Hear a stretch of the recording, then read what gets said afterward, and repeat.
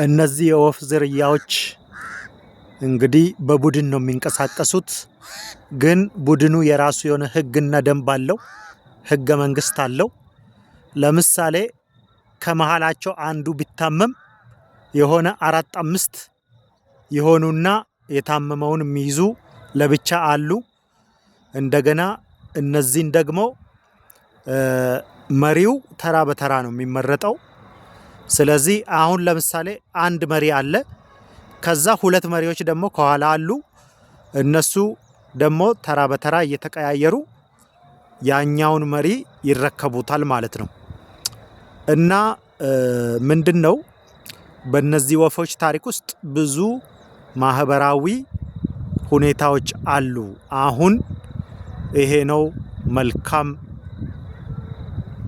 በዓል ይሁንላችሁ።